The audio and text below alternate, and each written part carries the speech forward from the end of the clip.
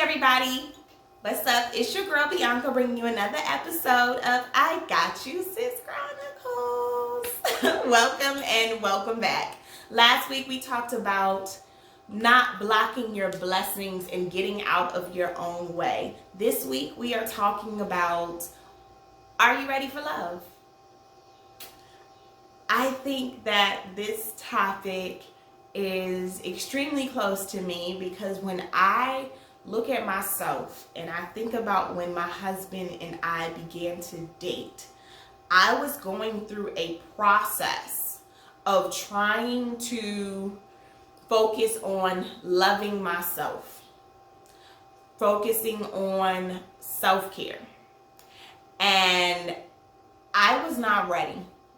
I wasn't. I'm going to be honest. I wasn't ready for love.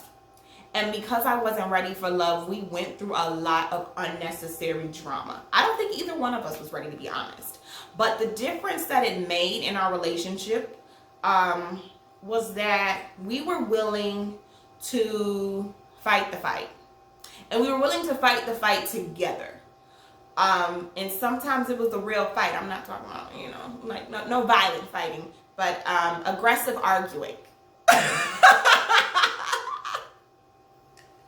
Okay, y'all fill it in however you want to, but we better now. But anyways, when you ask yourself if you're ready for love, it's two parts.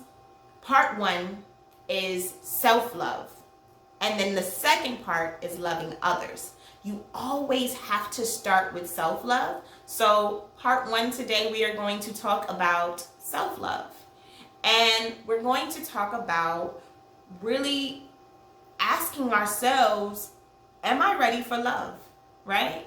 So if I say, am I ready for love? The answer is always going to be yes when it comes to self-love.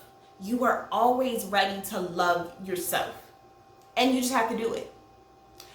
You have to look at the things about yourself that you do not like. You have to look at the things about yourself that you punish yourself for, or when you make yourself feel like you're inadequate, when you make yourself feel like you're not enough. And you have to love those things. You have to inspire those things. One thing that when I was beginning my self-love journey, I focused in on prayer and meditation.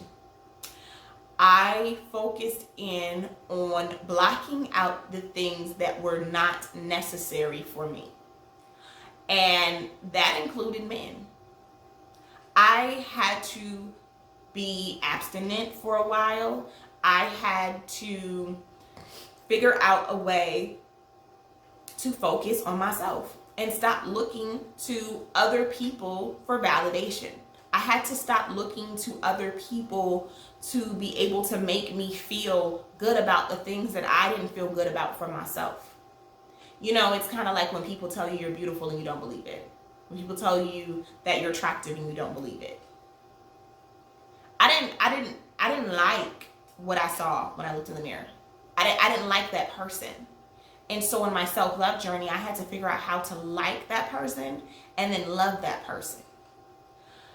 How can I know if someone is loving me correctly if I'm not loving myself properly? Run that back. Okay. If I don't love myself right, how can I know if someone else is loving me the way that I'm supposed to be loved? Okay? So when you don't have that self-love in you, when you don't have that going for yourself, right? You accept anything. You accept what feels good. You accept what looks good. You accept everything but what is good. You don't know how to handle good because sometimes good doesn't look as passionate as the movies and as people say relationship goals and all that stuff. It don't look like that. Real love is not glamorous. Real love is not glamorous. It has its moments. It makes you smile. But it's hard work and you have to maintain it. So if you don't know what good looks like, if you don't know how to recognize real love because you don't have it for yourself, then you shouldn't be out there trying to love nobody. You can't. I cannot ask someone to do something for me that I would not do for them or myself. I can't.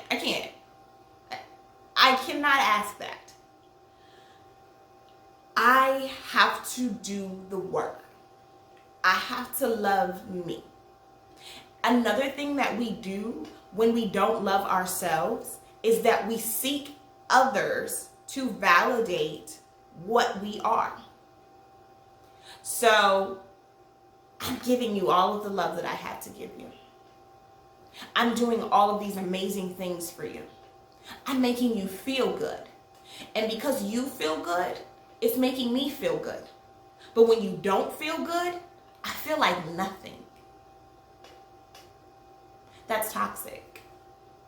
That's toxic. I know you've been hurt in the past.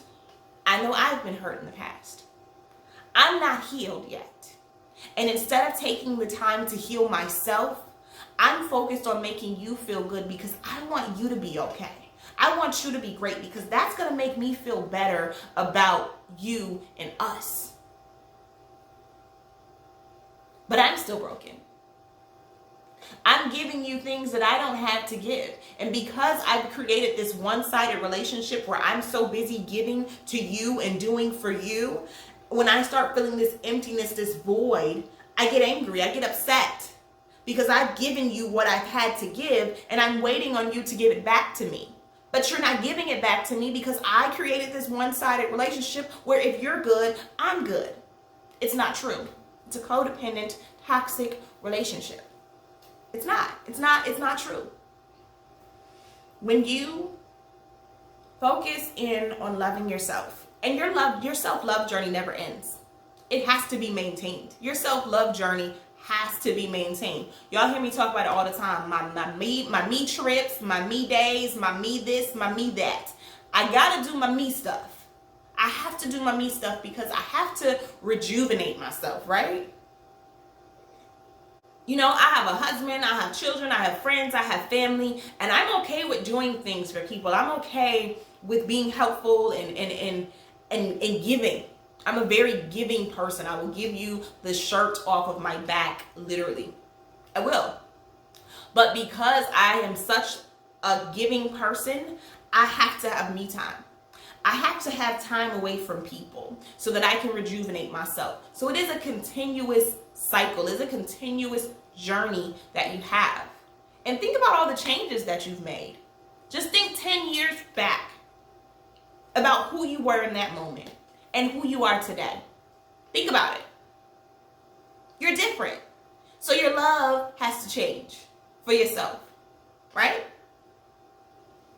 So you have to focus in on the self-love piece before you decide that I'm going to love someone else, because there's going to be an imbalance there. If you love someone and you love yourself, but they don't love themselves, ooh, child, that's a project. That is a stressful project. I'm telling you right now.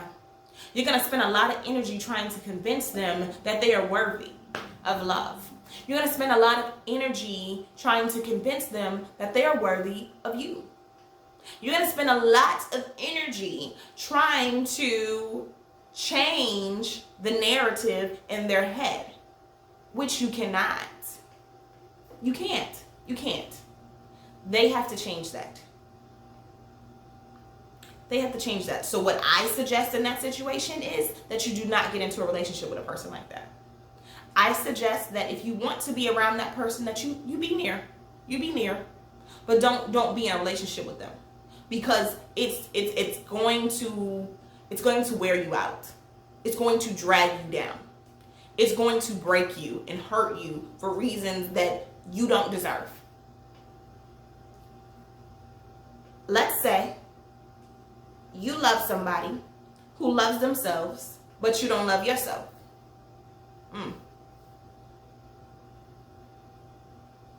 That's bad for them, but it's also bad for you. And I'm going to tell you why. Because you're always going to feel like you owe them. You're always going to feel like you owe them. So whether you're supposed to be with them or not, you're going to feel like you owe them. Because they brought things out of you that you wouldn't have been able to bring out of yourself because you didn't love yourself. You value yourself based off of how they value you, how they see you. Let me tell you something about people. People are people. And they gonna come and they gonna go. So I don't base my value of myself off of people who are not gonna be here with me. You have to love yourself. You have to give yourself the love that you deserve in order to be ready for love. Focus on yourself. Focus on your love journey, loving yourself and looking at the person in the mirror and being the person that you want to be. I remember because I was in the beginning of my self-love journey, because I was beginning to figure out what type of woman I wanted to be. Who was I okay saying is Bianca, right? So when I got into the relationship with my husband and we were dating, and we decided to add a baby on top of us learning ourselves and each other, it made it very difficult for us to be able to push through and be all the things that we wanted to be. So we kind of just went with the flow of things.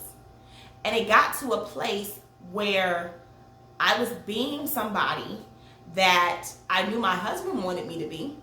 And I was being the person that I thought that my daughter would want me to be.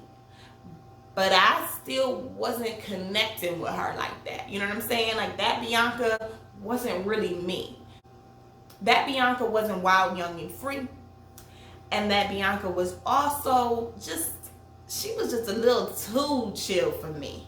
Like, and it wasn't even chill. Like, it was just like Susie soccer mom type stuff. You know what I'm saying? And look, I love being a mother and everything else, but that's not all that I am.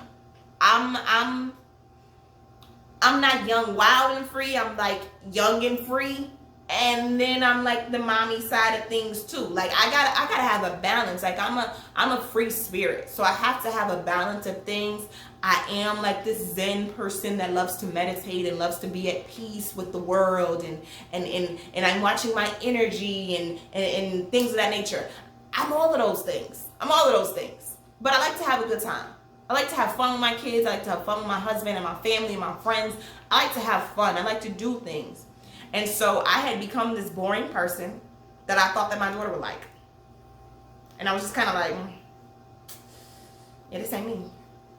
And I was kind of going crazy in my head a little bit because I was just like, but this is who I've been to him. So if I show him who I really am, well, what is he going to feel? What is he going to think?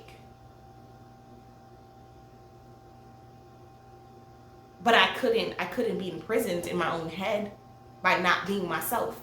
So I had to get out there. I had to step out and I had to say, hey, this is me. This is who I want to be. I hope you still like me. I hope we still cool. You know, like, I hope you still ride with me, Brad. Like, but this is me. And he could have easily been like, no, I don't want to fool with her. This ain't who you showed me. I don't fool with her. But that was who I wanted to be, but that's not who I really wanted to be. You know what I'm saying? Like it was like I was doing like a trial and error type thing with who I was going to be as a woman. So it's kind of like you have to be in a place where you love who you are and you are who you are. And you're cool with that.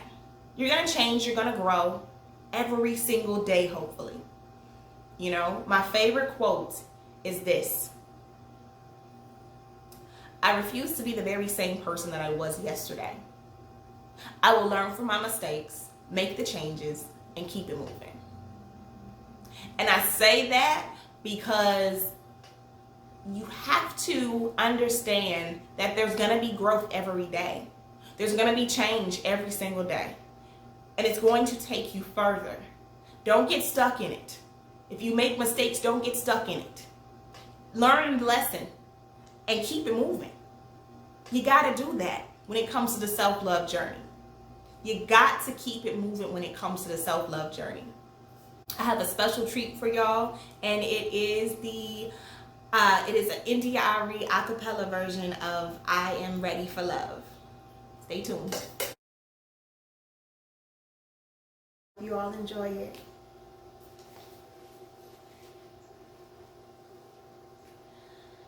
I am ready for love.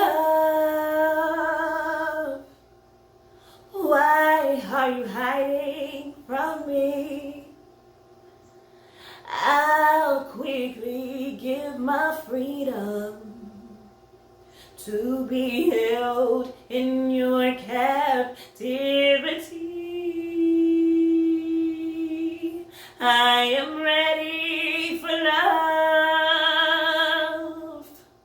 All of the joy and the pain, and all the time that it takes just to stay in your good grace.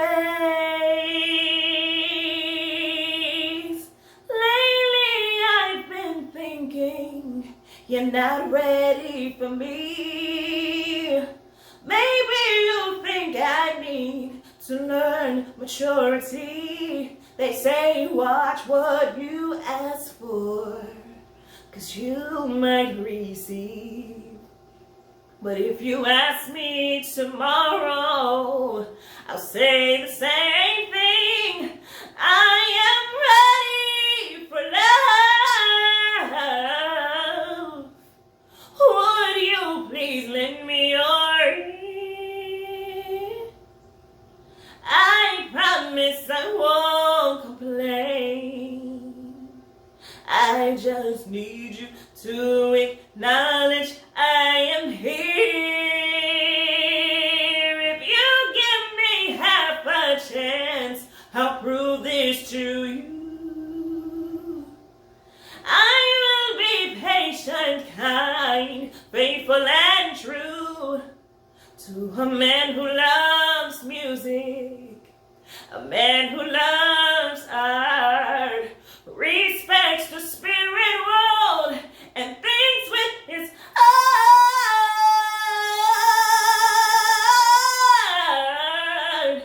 My mind.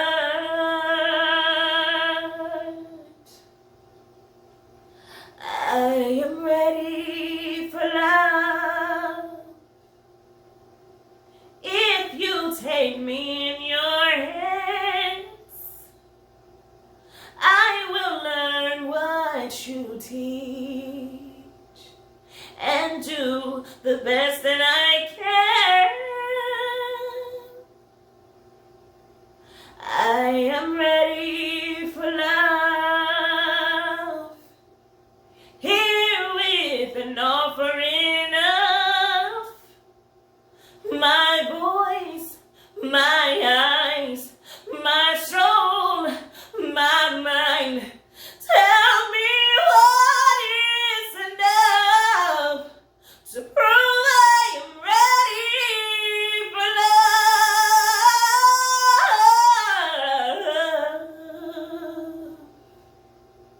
I am ready for love. Thank y'all so much for watching today. I will see you so soon. I love y'all for real.